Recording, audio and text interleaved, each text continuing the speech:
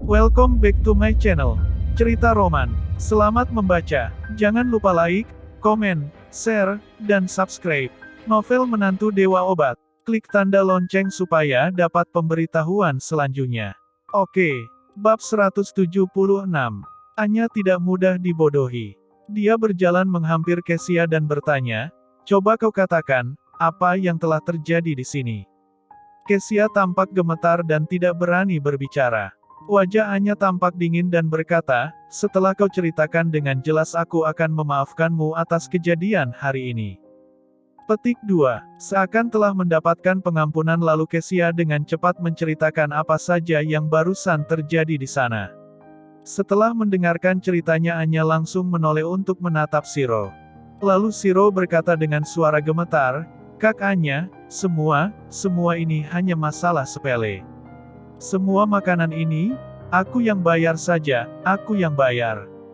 Petik 2. Lalu Anya berkata dengan serius, "Shiro, apakah kau sedang menghinaku?" Shiro tampak cemas dan berkata, "Kak Anya, aku sama sekali tidak bermaksud seperti itu." Petik 2. Anya, kalau begitu mengapa kau menghinaku seperti ini? Menurutmu aku tidak mampu membayar makanan-makanan ini? Mendengar ucapannya Shiro langsung berkeringat deras, Aku tidak bermaksud begitu. Biasanya Kak Anya sangat memperhatikanku, bagaimana mungkin aku berani memintamu untuk membayar?" Petik 2. Anya berkata dengan nada sinis, "Tak perlu banyak bicara, sekarang katakan kepadaku, berapa harganya?" Shiro tampak canggung dan tidak bisa menjawab. Lalu Anya berkata dengan marah, "Aku tanya kepadamu, berapa harganya?" Shiro segera berkata, totalnya 570. Orang-orang yang berada di sekitarnya langsung sibuk berbisik-bisik. Bukankah tadi dia mengatakan 570 ribu dolar tetapi kenapa sekarang malah menjadi 570 dolar? Kemudian Anya berkata dengan perlahan, 570. Apakah kau sedang bercanda denganku? Sebotol Romane Conti harganya bisa mencapai 3 hingga 4 juta dolar. Shiro, kau kira aku belum pernah minum anggur merah premium seperti itu? Dengan tak berdaya Shiro berkata dengan gemetar, "Kak Anya, kau jangan membuatku senang." Kau juga tahu, aku tidak punya Romane Conti di sini. Semua ini palsu dan tidak berharga. Begitu ucapannya ini terlontar keluar, orang-orang yang berada di sekitarnya langsung meraung dan gempar. Ternyata tadi dia sengaja membodohi orang. Apakah semua makanan yang disebutkannya tadi itu palsu semua? Seperti abalon Australia, daging sapi Kobe dan kaviar Kaspia serta yang lainnya. Barusan dia telah meminta Reva untuk berlutut dan bersujud tetapi sekarang seakan-akan semua kejadian itu malah mencoreng mukanya. Ternyata yang menjadi bajingan di sini sebenarnya adalah Shiro bukan Nara dan Reva. Anya, jika semua itu adalah palsu lalu mengapa ada daftar makanan ini di menumu? Petik 2. Shiro, sebagai anggota keluarga Yu apakah kau juga melakukan pemalsuan dalam berbisnis? Lalu Shiro pun tampak canggung dan berkata, "Kak Anya, sebenarnya ini hanyalah sedikit candaan yang aku buat untuk mereka." Kerumunan orang itu tampak bising dan berdiskusi apa benar dia tampak sedang bercanda. Gayanya tadi tidak terlihat sedang bercanda. Raut wajah Anya tampak semakin dingin dan berkata, "Shiro, kau sedang bercanda atau sengaja ingin menindas orang seharusnya kau cukup jelas mengenai hal ini." Petik 2. Tuan Li adalah penolongku jadi urusannya berarti juga urusanku. Aku harap untuk masalah kali ini kau dapat meminta maaf dengan tulus kepada Tuan dan Nyonya Li serta memintai mereka untuk memaafkanmu. Petik 2. Raut wajah Shiro tampak berubah dengan drastis karena malu. Berdasarkan ucapannya yang tadi saja sudah dapat dikatakan bahwa dia mengaku telah dengan sengaja bermain curang dalam hal ini. Jika dia masih harus meminta maaf kepada Reva dan Nara lalu ke depannya apakah dia masih bisa menjaga martabatnya? Lalu Shiro berkata dengan suara pelan, "Kak Anya, semua ini hanyalah candaan saja, tidak perlu sampai seperti ini." Petik 2. Anya berkata dengan dingin, aku tidak ingin banyak bicara, segera pergi minta maaf. Kemudian Shiro menggertakkan giginya dan berkata dengan wajah cemberut, Kak Anya, aku menghormatimu sebagai kakakku jadi aku menjaga image-mu. Petik 2. Tetapi kau juga jangan menjatuhkan image-ku ke lantai dan menginjaknya. Sebagai pewaris tunggal keluarga Yu, apakah kau harus membuatku kehilangan muka? Petik 2. Anya menatap Shiro dalam-dalam, Shiro, kalau begitu menurutmu aku terlalu lunak ya? Memang benar, kau berasal dari keluarga Yu, dan aku juga tidak bisa mengendalikan urusan keluarga Yu. Petik 2. Tetapi, pewaris dari 10 keluarga terpandang di kota Carson juga tidak boleh menjadi seorang bajingan. Jika kau tidak memiliki keberanian untuk meminta maaf maka aku bisa pergi mencari kepala keluarga Yu untuk mengganti ahli waris keluarganya. Petik 2. Bagaimanapun kau juga masih punya beberapa saudara lagi.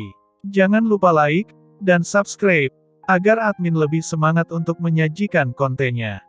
Bab 177. Mendengar ucapan Anya Smith itu Shiro tampak menggigil ketakutan. Seperti yang dikatakan Anya, dia memang tidak bisa mengendalikan urusan keluarga Yu. Tetapi sebagai orang yang statusnya sejajar dengan 10 kepala keluarga terpandang itu, dia juga memiliki hak suara yang cukup kuat di depan mereka. Jika dia memberitahu kepala keluarga dari keluarga Yu mengenai apa yang terjadi hari ini maka posisi Shiro sebagai pewaris mungkin berada di ujung tanduk. Shiro tampak gugup dan berkata dengan terbata-bata, Kak Anya, aku hanya bercanda, jangan menganggapnya serius. Wajah Anya tampak dingin dan dia berkata, aku sudah katakan tadi aku tak ingin mendengarkan omong kosongmu. Petik 2. Dan Shiro dengan wajah canggung mengambil napas dalam-dalam. Kemudian berjalan menghampiri Reva dan Nara lalu berkata, Tuan Lee, Nona Su, maafkan aku. Petik 2. Kak Anya, sudah bolehkah seperti ini? Reva langsung menjawabnya sebelum Anya sempat berbicara lagi, apa yang kau katakan? Aku tidak mendengarnya dengan jelas. Petik 2. Kemudian Anya melirik Shiro. Sikapnya Shiro tadi saat meminta maaf memang benar-benar tidak baik. Raut wajah Shiro tampak suram lalu dia melirik Reva dengan marah. Sudah bagus dia datang untuk minta maaf tetapi Reva malah masih sengaja mempersulitnya. Sialan, nanti setelah masalah hari ini selesai, aku pasti akan membunuh bajingan ini. Setelah merenung untuk beberapa saat akhirnya Shiro berkata dengan tulus, Tuan Lee, Nona Su, aku minta maaf atas masalah hari ini. Reva masih ingin berbicara tetapi Nara menarik ujung pakaiannya dan mengibaskan tangannya sambil berkata, tidak apa-apa. Petik 2. Lalu Reva tersenyum dan tidak melanjutkan ucapannya.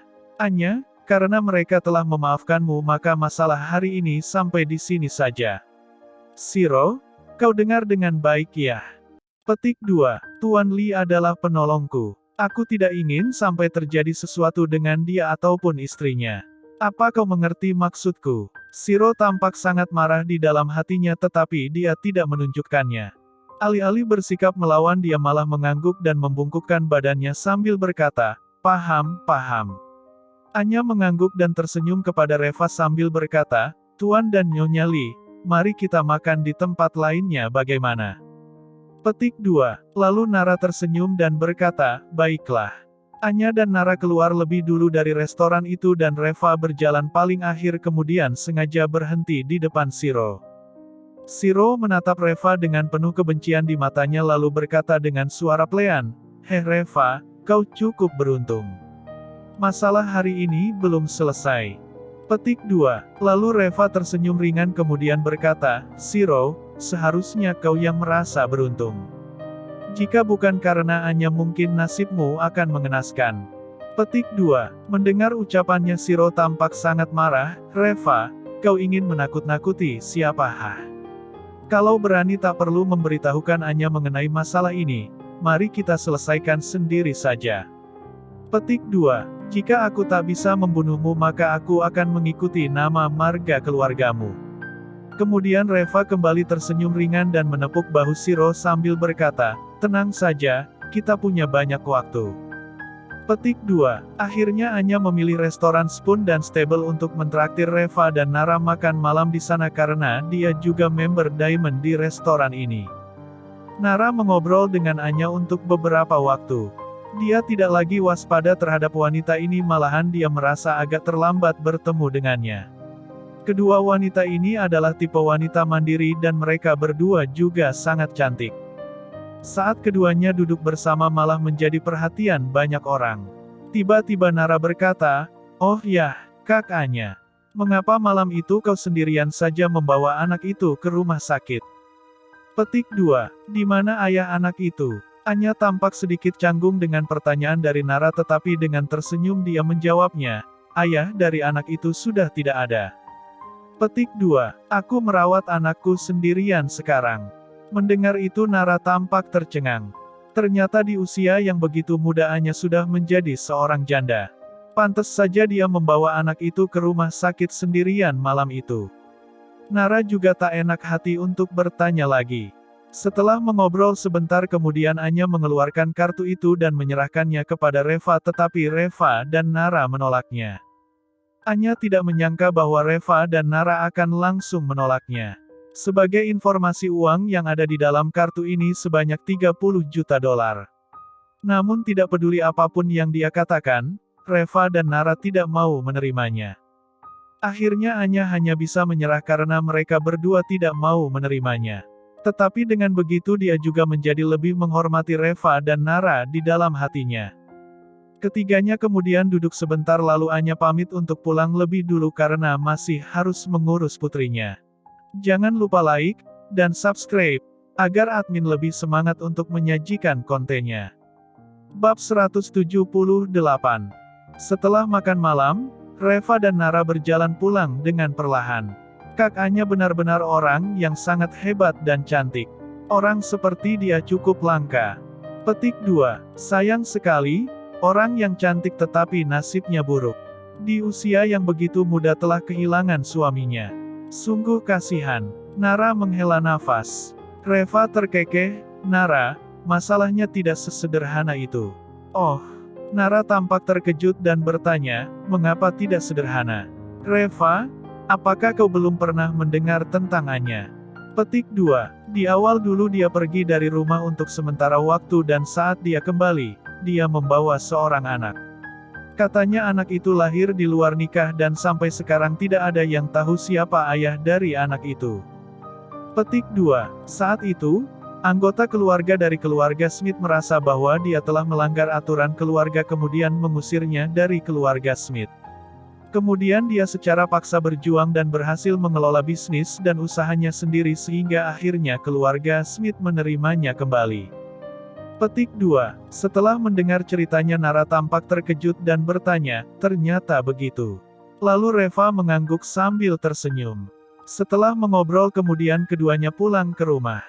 Di ruang tamu, keempat anggota keluarga Sus sedang duduk di dalam. "Dari mana saja kalian?"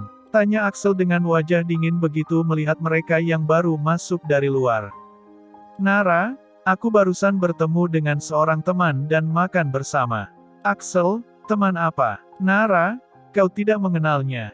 Hana mencibir dan berkata, "Haha, apakah itu Anya Smith?"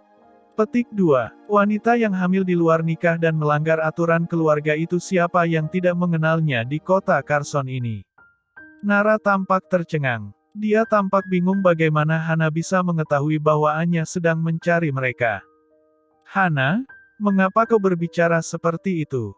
Kak Anya orangnya sangat baik," ujar Nara dengan marah. Hana mencibir dan berkata, "Memang baik. Tetapi dia juga menyukai Brondong.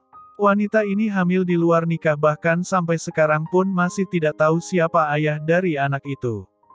Dan akhirnya malah menjalin hubungan dengan Reva sekarang." Petik 2. Reva, apakah kau sedang menjual diri? Melihat wanita-wanita yang kaya raya lalu kau langsung lari ke pelukan wanita kaya itu. Reva tampak bingung saat mendengar ucapannya dan bertanya-tanya apa hubungan ini semua dengan dirinya. Mendengar ucapan Hana itu Nara juga menjadi sangat marah dan berkata, "Hana, apa? Apa yang kau katakan ini? Memangnya apa yang telah Reva lakukan? Mengapa kau mengatainya seperti itu?